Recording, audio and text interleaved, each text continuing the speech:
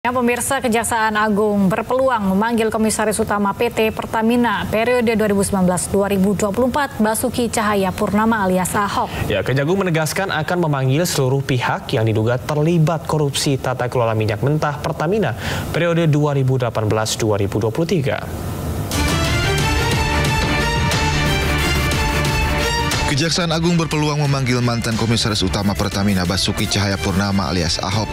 Ahok pernah menjabat sebagai Komisaris Utama PT Pertamina periode 2019 hingga 2024. Kejagung RI menegaskan akan memanggil seluruh pihak yang diduga terlibat dalam korupsi tata kelola minyak mentah dan produk kilang Pertamina periode 2018-2023. Kejagung mengaku perlu periksa pihak terkait dalam penyelidikan.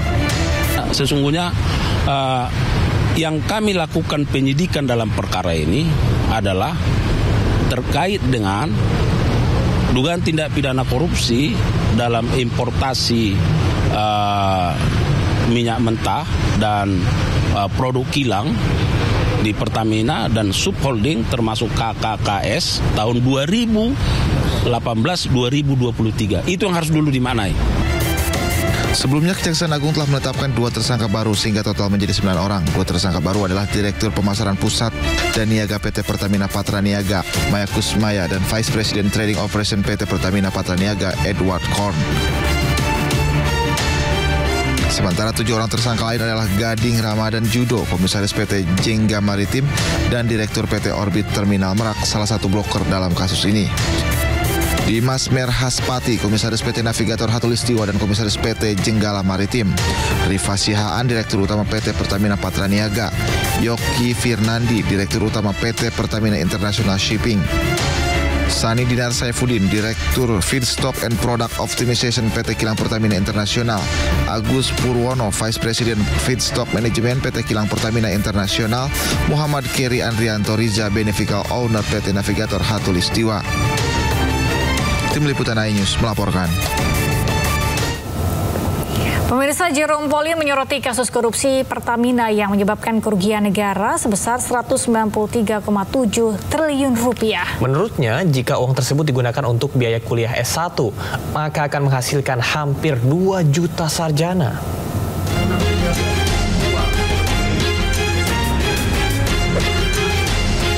Jerome Pauline, seorang influencer yang memiliki latar belakang pendidikan jurusan matematika terapan di Waseda University Jepang, turut angkat bicara soal kasus korupsi Pertamina yang mengakibatkan kerugian negara hingga 193,7 triliun rupiah.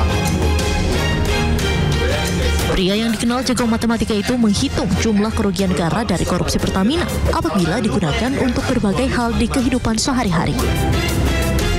Dalam video yang diunggah, ia menjabarkan jika uang 193,7 triliun rupiah digunakan untuk biaya kuliah S1 atau sarjana dengan biaya 100 juta rupiah selama 4 tahun, maka akan ada 1.930.000 anak Indonesia yang meraih gelar sarjana.